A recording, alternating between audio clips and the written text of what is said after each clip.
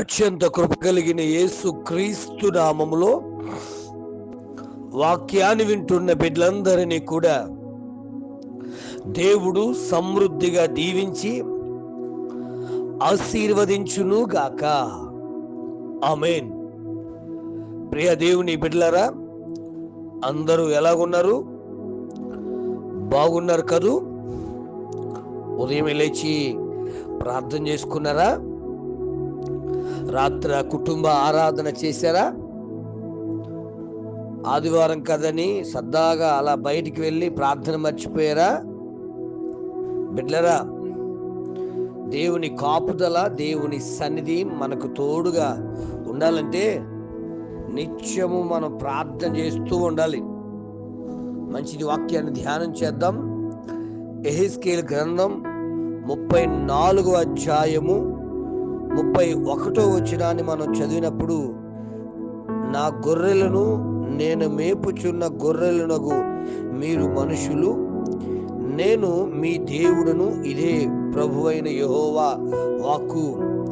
ఇదే మాట గురించి 100వ కీర్తన మనం చూసినప్పుడు 100వ కీర్తన 3వ చరణము కూడా మనం ధ్యానం కొరకు చదివితే, దయచేసి యెహోవాయే దేవుడని తెలుసుకుని ఆయనే మనలను పుట్టించెను, మనము ఆయన వారము, మనము ఆయన ప్రజలము, ఆయన మేపు గొర్రెలము అని వాక్యము రాయబడింది. బిడ్డలారా, బాగా అర్థం చేసుకున్నాం.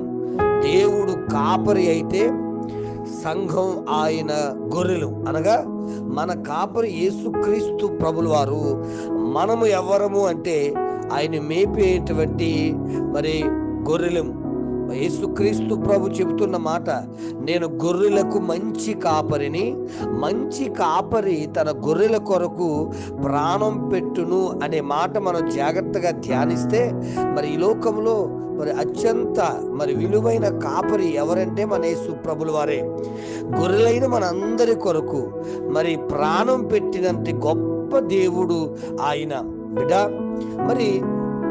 గొర్రెలు నిష్కల్మషానికి సూచనగా మనకు కనబడుతుంది. అంటే కల్మషం లేనటువంటి జంతువుగా మనకు కనబడుతుంటుంది.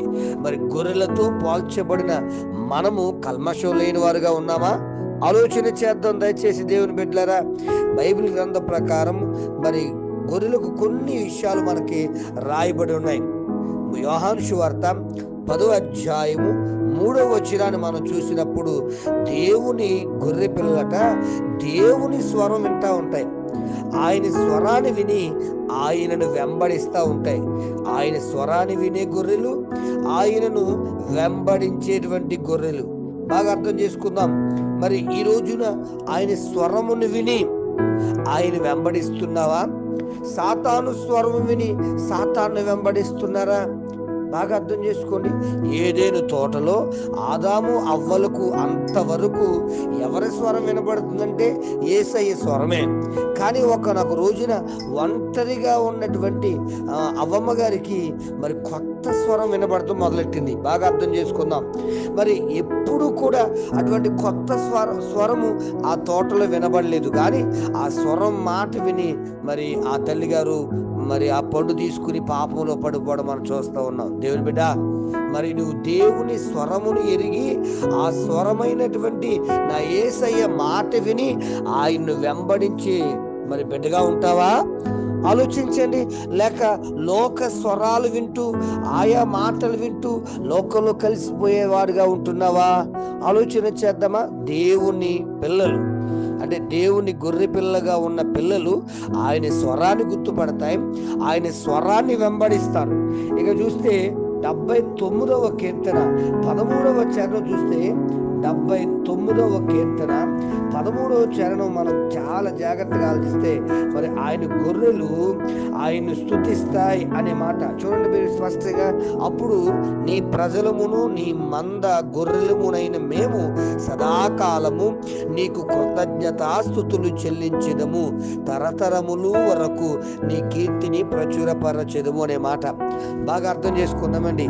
కాబట్టి స్తుతించేటట్లుగా ఉండాలి. ఆయన ఎవరు? ఈ మధ్యన క్రైస్తువులందరూ గొర్రెలని ఏదో ఎటకారంగా మాట్లాడుతున్నాడు, కానీ ఆ గొర్రె పోలిక అతనికి అర్థం కాలేదు. అర్థమైతే అతను ఆ విధంగా మాట్లాడండి. బిడ్డలు గమనించండి, కల్మషం లేకుండా నిష్కల్మషంగా జీవిస్తూ తన కాపరి స్వరాన్ని ఎరిగి ఆ కాపరి గుండా వెంబడించి మరి మంచి పచ్చిక గల చోట్ల ఆ కాపరి గారి మరి మేత తినిపిస్తూ ఉంటే తిని మరి దేవుని కొరకు నిలబడినట్లుగా, ఆ కాపరి కొరకు నిలబడినట్లుగా ఆ గొర్రెలు ఉంటాయి. బిడ్డ బాగా అర్థం చేసుకుందాం.